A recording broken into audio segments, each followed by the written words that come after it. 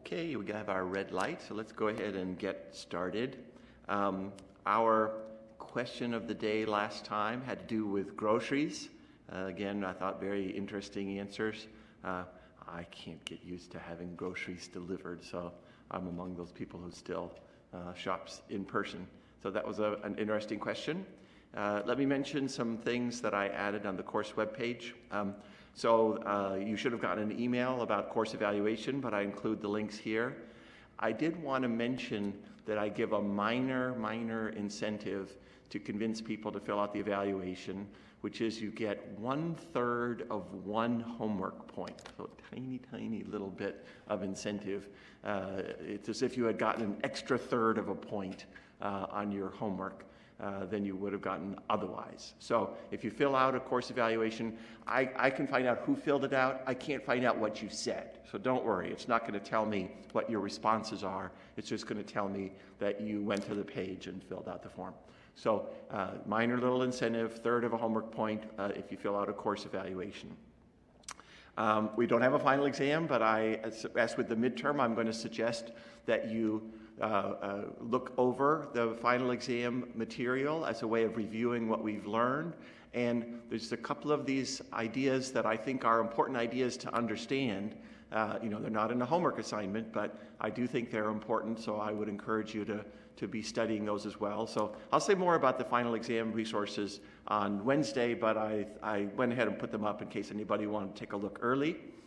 This is more relevant, at least quickly, which is the critter tournament that I posted rules about how this is going to work. So you're working on the critter assignment, which is due Wednesday night, and part of that is to come up with your own Husky class. We are going to have a contest on Friday, a tournament, to see which critters end up performing the best. We're also going to have some entertaining critters that are chosen for the contest. It's kind of fun to have. Some people don't have critters that compete that well, but there's something funny about the way they behave, and so it's fun, to have a few of those as well. So there's kind of two ways you can get included in the tournament: either performing well relative to other species, or having an entertaining critter. The TAs are going to pick what they thought were the most entertaining critters. There will be some minor prizes for the top 4 winners and the most entertaining critter. So there'll be kind of 5 prizes that I give out, not high dollar value, but something as a way to reward people. You can read the description in here about it, and it mentions here that there's a link you have to go to. You have to submit your contest submission through this link here. So we're not going to just automatically include everybody. You have to decide that you want to be included. So if you do, read the description here. Don't turn in a class called husky.java, because then I have a million students who've all turned in a class called husky.java. You have to rename it to something like regushusky.java or some kind of clever name that you like for your critter. That's all described here in the description. And you have until noon on Thursday to submit if you're interested in participating in the contest. I want to show you one minor thing that I mentioned here kind of in this paragraph about static. I don't want to spend a lot of time on this because this is definitely advanced. This is not something that you have to understand, but I thought some of you might find it interesting. There's this question that everybody keeps asking about: what does static mean? What does it mean to make something static or not static? And there's a very nice example here, kind of a very pure, simple example. So I've taken the food class and I've made a thing called food 2. And in case any of you like the idea that's here, I have a link to it here. There's a link to food 2. So if you get interested in this, you can find that on the critter tournament page. There's information about that. So I have a field called my count, which is like all the other fields we've been declaring. But then I declared a field called our count, and I added the word static. The idea that I've mentioned is that a way of thinking of static is that there's 1 for the entire class. So the way this my count works, this is like steering wheels in cars. Every single car has its own steering wheel. Every single one of these food objects has its own count. So it has an individual count. So each one has an individual count. But then there's a static count, which is one count variable shared by all of them. And this opens up some interesting possibilities for your Husky class if you're interested in doing this, because basically you can have some information that they all can share. They all can see this one variable, in this case called hour count. And so what I did here is every time I go to construct a food critter, I increment the hour count, so it remembers how many of these have ever been constructed, and it sets the individual count. Each one has its own, my count, each one has its own steering wheel. It sets its individual count to what our count is at the time that it's constructed. And then the toString puts together the my count and the our count. I'm the 7th of 85 food objects that have ever been constructed. And I'll just show you briefly. You can do this yourself. You can download that Food2 class and see what you get. But this one is the 27th of 30 to ever be constructed. There are 30 of them, the 5th of 30 of them, the 25th of 30. So it just kind of gives you an example of what a static element would be like. Again, it's advanced. You don't have to do anything with static for the current homework. So this is more kind of an idea for people who want to do something different, some of the people who want to go a little bit beyond. All right, well, let me get back to what I wanted to be talking about today then. So the topic for today is array lists. And it's not going to be on a homework, but let me give you a bit of a sell job about why I think that it's important for you to study it, useful to study it. It's something that other 142 students study, and so then if you do want to go on to 143, you want to be well prepared, so you want to have practiced the same things that they have practiced. There's a much more practical reason, though, which is array lists are just really useful. There are some intro computer science classes that don't even teach arrays. They teach array lists instead, because they know that array lists are more convenient in a lot of ways. We'll see that in the examples that we're going to go over. So it's just in terms of you wanting to know how to program in Java. Even if you're never going to take 143, if you want to know how to program in Java, you want to know how to use array lists, because they're really, really useful. They're probably the single most used data structure among Java programmers. So it's useful to devote a little bit of time to learning about them. And maybe a final reason is that they lead to interesting algorithmic puzzles. And we'll see actually that in one of the ones that we do today. And we're going to do some in section as well, that debugging these things can be interesting, because you kind of think that certain code's going to work and then it doesn't quite work. And I think it's a good mental exercise, kind of a practice with algorithmic thinking, to be solving the kinds of problems that you are able to solve when you have an array list available to you. There is a handout for today that I've put on the Handouts tab. It's less important today that you print this in advance, but if you wanted to, you could go ahead and print the array list handout. I'm just going to have it here so that I can refer to it as I go through some of these problems. So I've set up a little file here for us where we can talk about array lists. And let me spend a little bit of time initially just kind of describing things to you. So technically, array list, if you read about it in the Java documentation, it's not known as just array list, it's known as array list of E. So there's a strange less than, greater than notation with an E in the middle.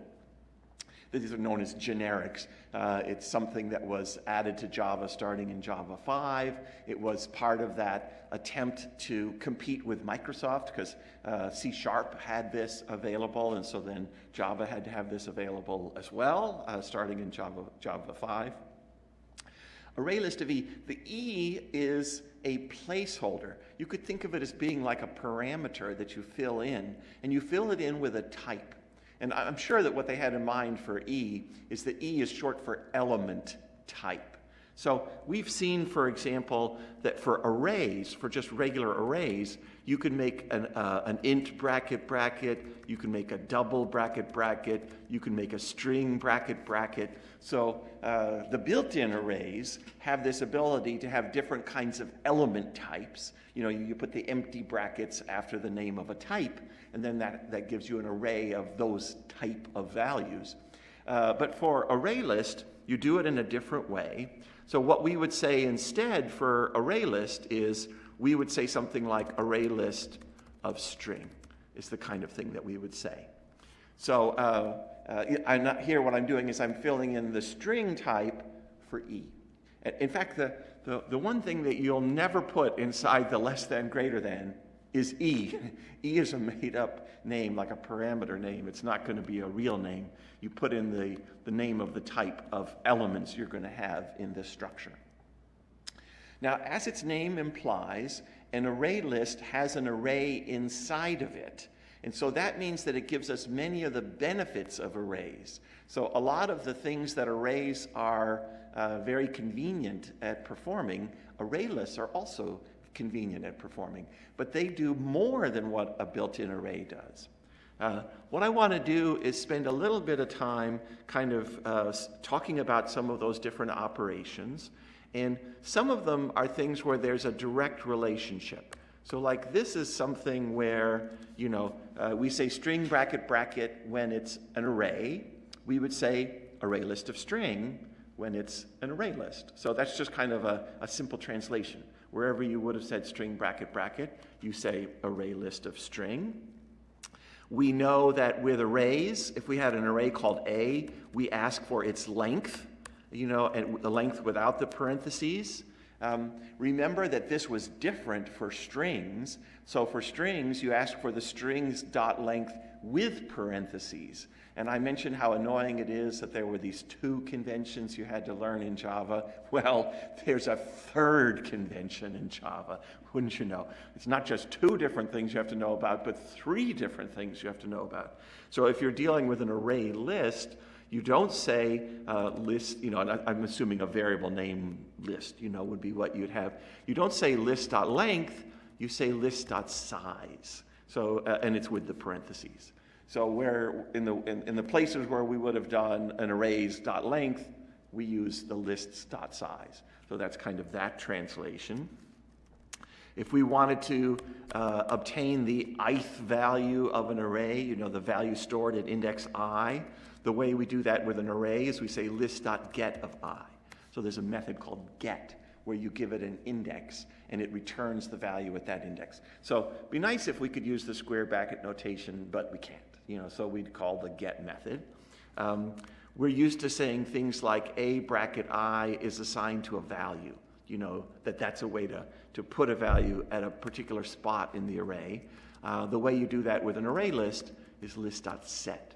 And so you give it the index I and the value. So those are some straight translations. And by the way, this file that I'm showing here, I'm going to post on the calendar for today, and it'll have all these notes about, you know, kind of the translations and the what I'm about to show you, which are some extras in the array list. So those are areas where basically you have the same thing in each, but there are some extras that array lists have that we don't have with simple arrays. There's an add command. You can say add something, add a value to this list, and what that does is it adds the value. Actually, let me put it this way: appends the value to the end of the list. We generally refer to this as the appending add, the add that puts it at the end, that appends it at the end of the list. So there's a method that does that for you. So now, in the case of arrays are very simple in that you tell it how big the array is, and that array never gets any bigger and never gets any smaller. For an array list, the right way of thinking of it is that it changes in size as the program executes. So initially, lists are constructed empty with nothing in them, And then you can add things, so you can append, for example, to make it bigger. And we're going to see you can remove things too. So lists grow and shrink, unlike arrays. And that turns out to be convenient in programming because, sometimes you know how many of these things you want. Like if it's, exam scores or something, you know that the scores range from 0 to 100, for example. So you know exactly what sequence of numbers. But more often than not, you have an indefinite number of things. Maybe I'm reading from a file, and I don't know if there's going to be 18 things or 8,000 things. So having a list that grows and shrinks is a much more convenient kind of structure. So there's the appending add. There's also an add where you can give it an index. So this one adds the value at the given index. And the idea there is that it adds it at index I, and everything else gets shifted over. So that's part of the convenience, is that you can just say, add something here at index I, and know that it's going to shift those other things over to make room for it, which is great. I mean, if it was an array, we'd have to write all of the shifting code ourselves. In fact, those are some of the examples in Chapter 7, our array shifting code. That's some of what makes array manipulations more complicated. I'm going to say a little bit about that in Wednesday's lecture. So this is a nice option available to us to add something at a specific index. There's a remove method where you give it an index, removes the value at the given index.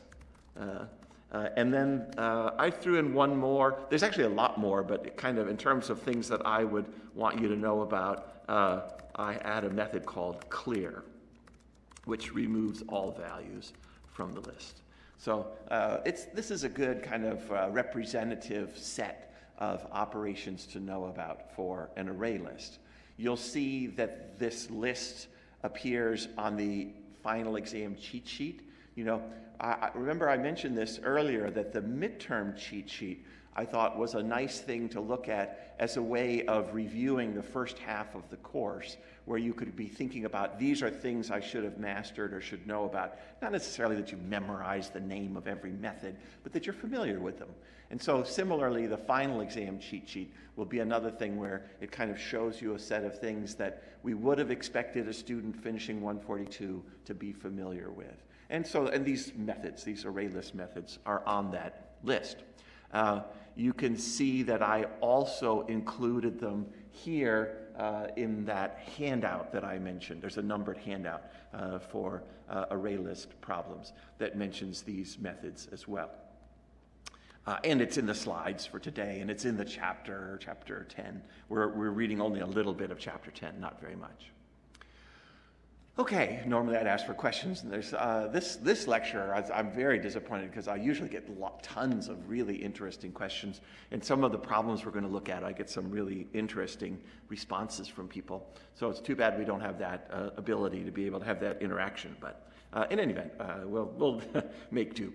So I purposely did not include any code here to construct an empty list of strings. So we want to set up a variable list, that's going to keep track of a list of strings for us. So I didn't do it on purpose because I wanted to be able to talk about it.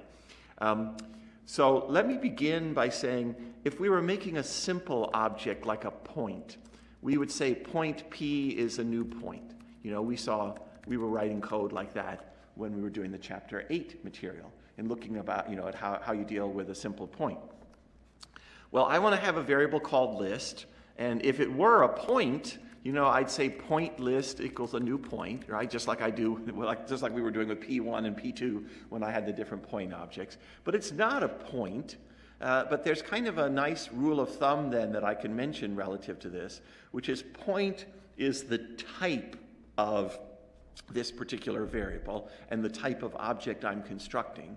And I mentioned here that the equivalent type, so instead of string bracket bracket as a type, we used array list of string. So I'm going to make a copy of that type right there, and I'm going to come down here and I'm just going to select the name point and replace it with that type. I'm going to select the name point and replace it with that type. So all I've done is to put array list of string where there was point. That's all I did. And that's a good way of thinking of it. That's a good mnemonic, a good way to remember what it is that it's a more complicated description of the type, array list of string. It's kind of the more complicated type.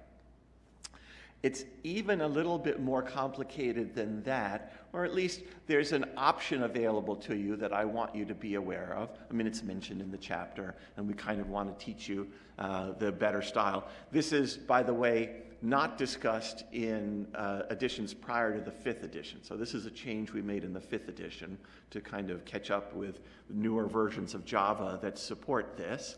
So in the newer versions of Java, you have to say array list of string on the left-hand side when you're describing the type, but you don't have to put the string here. You can just have an empty less than greater than, and that empty less than greater than is known as the diamond operator. Well, it looks like a diamond, that's why it's called the diamond operator. So this is very convenient. That you do have to be very careful in describing the type on the left-hand side, but on the right-hand side, we've always wanted this to match. We've always wanted to put exactly the same thing inside the less than greater than, so the newer versions of Java will just do that for you, that they'll fill in the type for you. So that's what we're going to show you in the examples that we do. If I use it on anything in a sample test, or the samples we'll do today, I'm going to be using the diamond operator instead.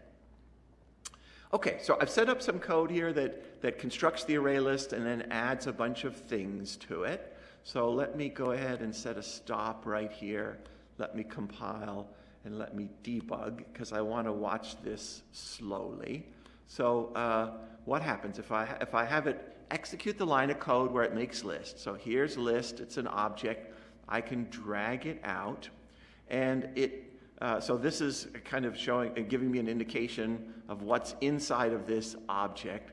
I don't really, this size and mod count, those actually are the fields of the object. That's not really what I want it to be showing me. There's an option here where you can change the viewer. So there's a lot of different viewers available, and the viewer that I want is a presentation viewer. So I'm going to change this to a presentation viewer instead. And now what's happening, this maybe seems even more confusing, but the thing is, it made an empty list, and it's hard to draw a picture of emptiness. It's hard to draw you an image of what an empty list would look like. So it's kind of showing you this weird little thin box. It's an indication that that's an empty list. Let me go ahead. I'm going to step forward again to execute this appending add that's going to add 4 to the end of the list. So let's just do that so we have something in there.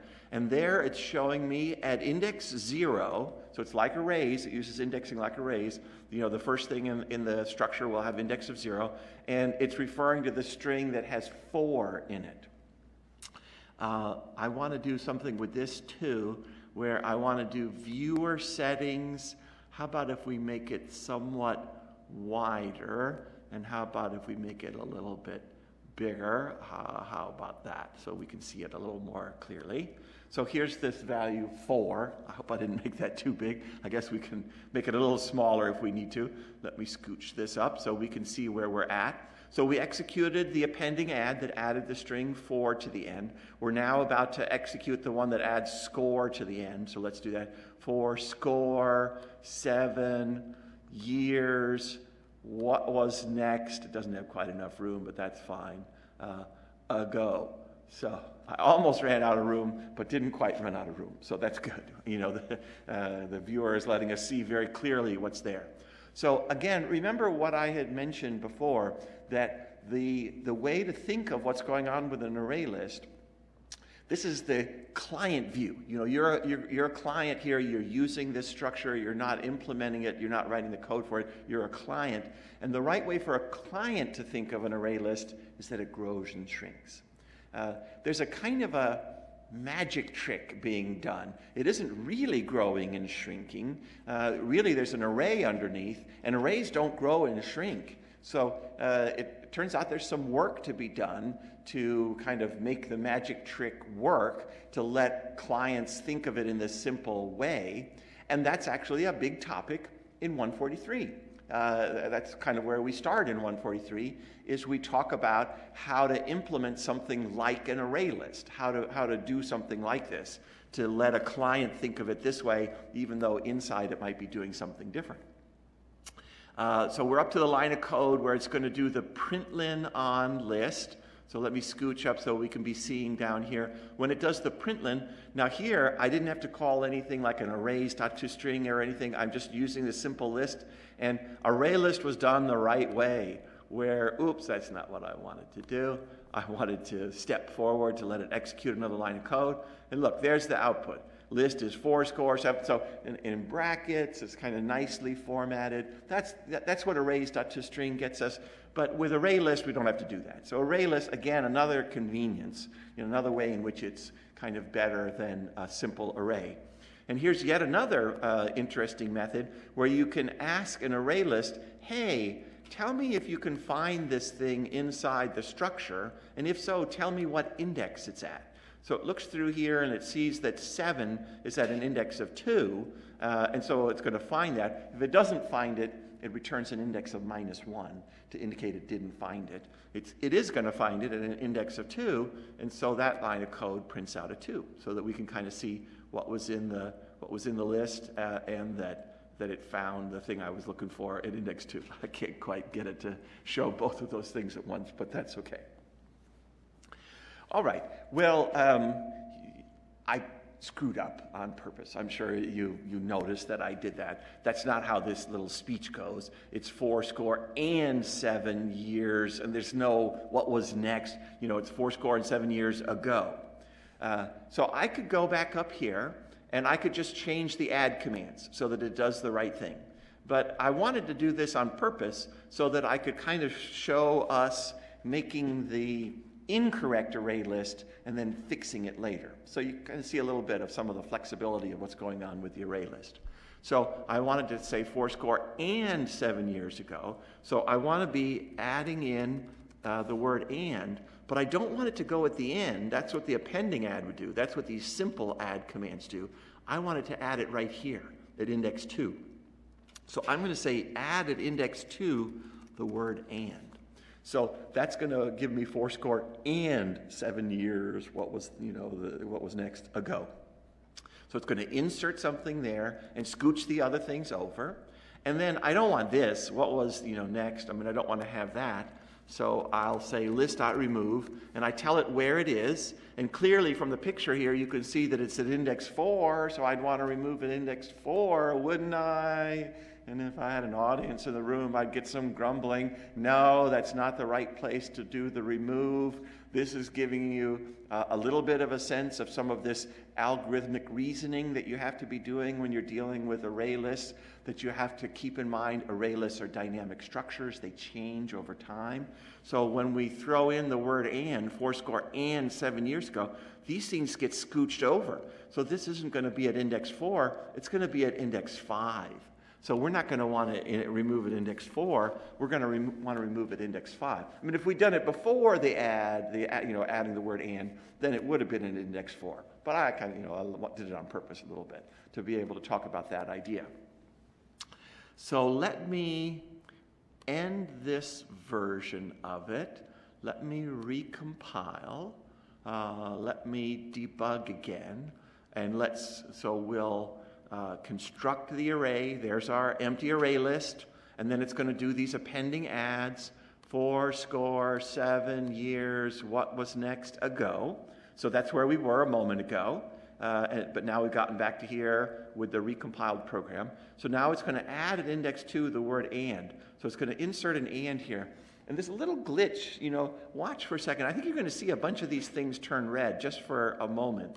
Boo, you saw they were kind of red, they flashed red, and then they turned back black. I think that's a bug, actually, in JGrass. I think that it was intending that all these things would be red so that you'd know that they've been moved. They're in a different spot than they were before. But anyway, this is some weird glitch in JGrass, that it was red only for a moment, and then it turned it back to black. But now we've got 4 and 7 years ago. And as I said, look, that string we want to get rid of is now at index 5. So that's why removing at the 5 is the right thing to do. Oops, I keep hitting the wrong button. We want to do step, to go ahead and add, do the remove at index 5. This time it did show us this one in red because it's changed. It's in a different spot than it was before. And then when we print, we get 4 and 7 years ago. And then now when it asks where the 7 is, it's going to be at an index of 3. So it gives a slightly different answer than it gave before. But now we've got our 4 and 7 years ago, the way we wanted to. Okay, let me go ahead and end this execution. So that's a little bit of an intro to the array list. And then I wanted to kind of do a few problems with you. So this handout, the handout has several problems. I only want to do, we'll only have time to do potentially 2 of these. Okay, let's make this a little bit bigger, maybe one more. The first problem is write a static method called Stutter that takes an array list of strings as a parameter and that replaces every string with 2 of that string. For example, if the list stores the values, how are you, before the method is called, it should store the values, how are you, after the method finishes executing. So I've got some code here where I'm making a call on a stutter method. So let me go ahead and uncomment those lines of code. And so we want to write a method, public static method. We don't know what the return type is, stutter. These problem statements, you always want to read them carefully. Read a method called stutter that takes an array list of strings as a parameter. It takes an array list of strings as a parameter. So again, there's this type issue. If it took a point as a parameter, we'd say point P, but here we say array list of string is the type. And the parameter can be called anything we want. I'm going to call it list. It doesn't say anything about it returning anything. And so this one doesn't have a return value, so this is a void method, public static void, this stutter. It turns out that array lists have the same reference semantics that we've been talking about for arrays and other kinds of objects. So passing in the array list allows you to talk to it to call all of these various methods which will change its state.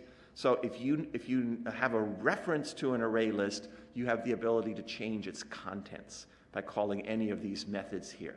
So that's why we don't need to be returning anything. We just need a reference to the list in order to be able to do something with it.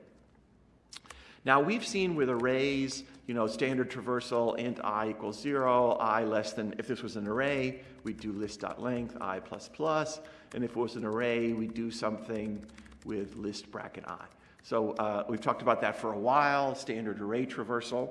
Well, there's a standard Arraylist traversal, which is similar for int I equals 0, I less than list dot, now not length, because that's what we did with arrays, but remember my little translation table that I had at the top there, we use size with the parentheses, and I plus plus, and inside of this, we do something with not list bracket I, but list.get of I. So that's just kind of a straight translation of the standard array traversal code with the standard array list traversal code, which is in the reading in the chapter. I'll go ahead and comment this out in case we wanted to see it for some reason, but you're kind of reminding ourselves that that was the standard code. So what are we going to do here in the case of stutter? I'm going to make it a little easier on ourselves by saying string next is list.get of I. So I'm going to store it in a variable, give it a name. So, I just I know I want to do list.get of I, so let me just do it. And then once I've done it, I've got it in a variable called next. So now I have to think of what to do with next. So let's think about, let me give myself a little more room, I think, than I had before to see the output here. So initially, when I is 0, list.get of I is going to get us this string 4. And so we'll be here, you know, we've got a variable called next that refers to that string 4, and we want to have 2 of them. We want to have 4, 4. So how are we going to modify the list? And this is the part where there's usually just lots of really interesting suggestions from people. And the thing about it, I think, that is most fun is that sometimes people, you know, there's several different suggestions that people make for how to solve this, all of which work. So that's kind of interesting, that there's lots of different ways to solve the problem. And then there's suggestions people make that don't work. So that's kind of interesting to know as well. We can't do that today, but you know, when you go to work on these problems, you may find that something you think is going to work actually doesn't, you know, 'cause it doesn't behave quite the way you'd like it to. And that's why these turn out to be often interesting algorithmic puzzles to solve. So usually people manage to realize that we want to do a list.add. I'm not sure what index, but next. That we want to add a second one of these strings to the list. So where would we want to add it? Well, if the index is 0, I could add it at 0. So, you know, basically, if I'm at index I, I could add it at index I. And what that would do is it would scooch the other things over. So we'd have a new 4 at the front and then a 4 that comes after it. Some people recognize that you could also do it at I plus 1.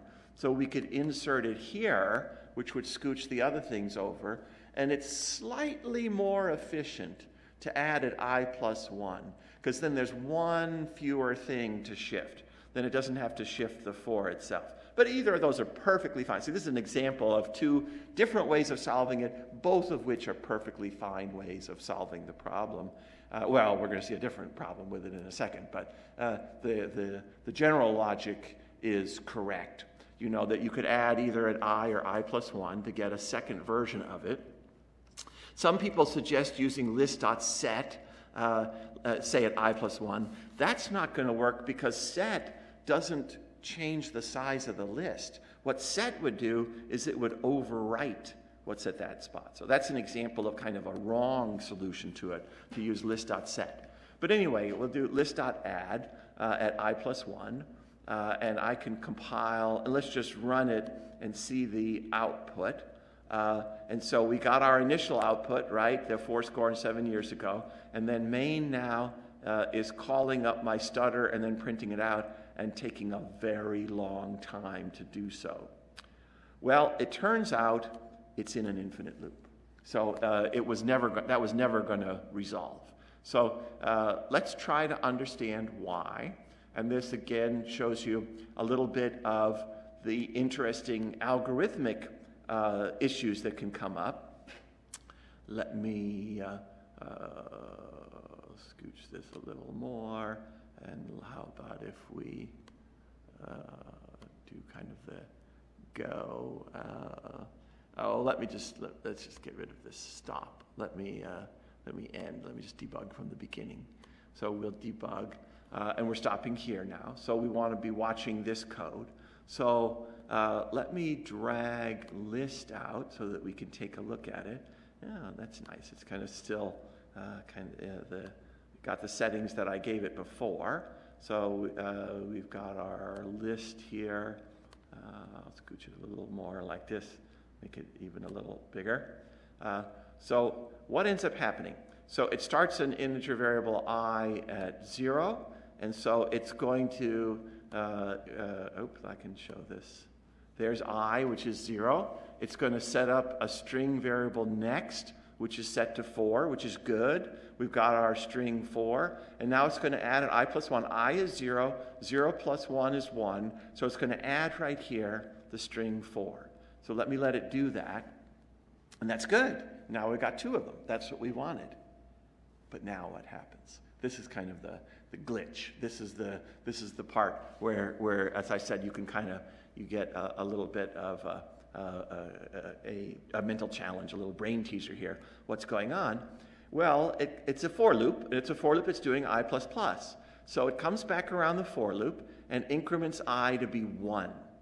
Well, that's what we've been doing all quarter, right? You know, 0, 1, whatever. We kind of go to the next thing. And so it's going to say next is list.get, but now list.get of 1 is the word for. So it's gotten the word for a second time, because the simple for loop is just kind of moving to the next thing in the array list, but we changed the array list. We inserted something there that wasn't there before, and now what it's going to do is it's going to insert that at an index 1 ahead of it. It's going to insert that 1 to the right, and so now we end up with 4, 4, 4. And if we keep coming around, we end up with another 4, another 4, another 4. So it just kind of infinitely adds 4, 4, 4, 4, 4, 4, 4, and it never ends up getting beyond that. So that's the glitch. The glitch is that when we go to do this I++, that it's moving to the next thing in the array, but that's the array list, but that's moving onto a value that we just inserted, a brand new value. We want to go to the one beyond that. So I normally ask for suggestions about how to fix it. I get lots of interesting suggestions. There is an interesting one that's worth mentioning, which is it's kind of a clever programmer's trick that you tend to learn when you've done programming for a while, particularly with arrays and array lists, that you often find that going backwards is helpful. So if you turn the for loop around so that it starts at the end and then works backward, then all of the changes that are occurring at parts of the array list that you're not visiting. You know, so basically you're leaving the other elements of the array list unchanged. So you're kind of always moving into territory where there aren't any brand new things in the item that you're looking at. So going backwards turns out to work well in this case. And then you don't need to be doing something more complicated than what we had here. You could just add it at the I+1 spot. So turning the for loop backwards is a way to fix it. I don't expect people to figure that out. You know, I mean, it's good to know that that's a thing to consider, but you know, those of you who haven't seen the trick before or thought about the trick before, it's a good little mental note to remember for yourself that a lot of times turning things around helps. The most common thing I've seen students do is I++ here inside of the loop. To kind of say, well, look, if I added something, I'm going to do an I++ that gets past it, and then the other I++, you know, of the loop comes around. So that certainly is a way you could do it. What I kind of prefer is this is a case where I would do I plus equals 2, that I would change it so that it increments by 2. So that's what I would do instead. I don't need the picture anymore. We can end that execution. I'm not going to need the debugger anymore. So let me compile and run and just see what we get now. And we get 4, score, and in 7, years ago. So that works, you know, doing the I plus equals 2. So we just skip forward 2 every time. All right, I have time, I think, for one more example. And in this next example that I want to talk about, it's going to involve working with integer values. So let me begin by uncommenting all of this and talk to you about what's going on here. So let us uncomment these lines of code. So there is a limitation of array lists that's important to understand, which is that array list can't have a primitive type. So for example, you can't have array list of int. You know, that you'd think that would be something you'd be able to do, array list of int. Actually, that competitor C# lets you do array list of int. Which is nice, you know, but they didn't go that far, you know, in terms of what they did in Java. So what they decided is that the type for array, let me call it the element type. The element type for array list must be an object, you know, or reference type. You know, so it has to be some kind of an object. Well, to make that easier, they introduced into Java what are known as the wrapper classes.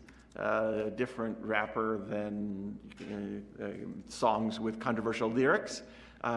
So the idea is to have classes that wrap up an object. And the analogy that I think of here is like if you ever had caramels. You know, I like caramels. You can get a bag of caramels at the grocery store, or maybe have it delivered to you if you're doing that. And they all come individually wrapped, because caramels are kind of gooey. I mean, like if someone said, do you want a caramel? I'd say, sure. And if they put a caramel in my hand, you know, that wasn't wrapped up, I'd say, you know, now I got to wash my hands. So we wrap up the caramel, you know, and that's the way we transport it around. When you want to actually eat it, you would unwrap it. So, you know, we wrap it up and we unwrap it. So Java has a class that's known as integer, and it has exactly one field of type int. You know, so it's a wrapper, you know, for an int. It's an object that has a simple int inside of it. And the nice thing about this is that if you make an array list of integer, that you can sort of treat it as being an array list of int. It almost behaves exactly the way an array list of int would behave. So you need to know when you define it to say array list of integer, but notice here I'm just adding simple int values. So otherwise you can kind of treat it as if it's an array list of int. And this was the problem I wanted us to look at, is min to front. So let me uncomment this. And the description of this problem is, write a static method called min to front that takes an array list of integers as a parameter. All right, let me try to catch up with that. And you'd see that there's nothing to return from this method. So I'm going to have a public static void min to front method that takes an array list of integers. So an array list of integer. Again, I could call it anything I want. I tend to use the generic name list for these variables. And what does it say to do with it? It takes an array list of integer as a parameter, and it moves the minimum value in the list to the front, otherwise preserving the order of the elements. For example, if a variable called list stores these values and you make this call, the value 2 is the minimum, so the list should store these values after the call. So this is a min-max problem. We're going to want to have a traversal of the array list for, what did I get rid of there? For int I equals 0, I less than list.size, remember, is what we do for array list, I++. And inside of here, we're going to want to do something with list bracket I. I mean, not list bracket I, list.get of I, because it's an array list. And when we do exams, you know, one of the things that we're kind of testing is just whether you've learned the different syntax. You know, if you solve some of these problems on your own, you're going to have to kind of be careful to remember when to use size instead of length, when to use .get of I instead of using the bracket notation. Now, max min computations, if we wanted to know what the min was, there's different ways to do it, remember? So if we had some sense of the range of numbers, we could pick a value for min, but here we have no indication of the range of values for min. But there was another thing you could do, which is you could set it to the first value. So I'm going to say list.get of 0. And you might say, well, is there a 0 element? Well, it conveniently says in here, you may assume that the list is not empty. So we know that there's some list.get of 0, and then this can start at 1 instead of starting at 0. So we'll start by saying that the first thing is the minimum, and we can say if the new list.get of I is less than our old value for min, then we would reset min to be list.get of I. That's what we want to do with list.get of I, is see whether it's a new min. And if it is a new min, we'd reset, and then we could do system.out.println min equals min. So let me try running this code to see what it does. So we just kind of do a traversal with a standard min-max computation and figure out that the min is a 2, which is right. You know, it went through all these numbers and it found the min. But that's not what we're supposed to do. We're not supposed to print out the min. What we're supposed to do is to put the min at the front. So this is a very interesting little problem. This is the kind of thing that students often struggle with I'll say a little more in Wednesday's lecture too, because this tends to come up, is kind of struggling with the difference between list.get of I, which is a value at a certain spot, versus I itself, which is the location of that value. So this is something where if we want to get rid of the two, it's not enough to know at the end that the value we wanted to move was the one that was the value 2. We need to know where it is. We need to know its location. So we don't want to store min. What we want to store is min index. We want to know where the min is. And so we can initially say, well, let's assume it's at index 0. And so we don't want to compare list.get of I against a min. We want to compare it against list.get of min index. So kind of min index is keeping track of the smallest value we've seen so far, the location of the smallest value we've seen so far. And if this happens, we'd want to reset min index to be I. So we update the index. And then if we knew where it was, then afterwards we could keep track of what the actual min is. And we know we want to move it from wherever it is now to where it is at the front. Well, you can call list.remove, at min index. That will remove the value at that index and it returns it to you so that we could actually store it. And then we could do list.add at index 0, the min. So kind of put it to the front. So that would be a way to solve it. There's other ways of solving it too, but that's a way of solving it. And there's the 2 at the front of the list. There's a few more problems that are on this handout. If you're interested and you want to work on some array list problems, we'll do a little bit in section as well. And I'll see you next time.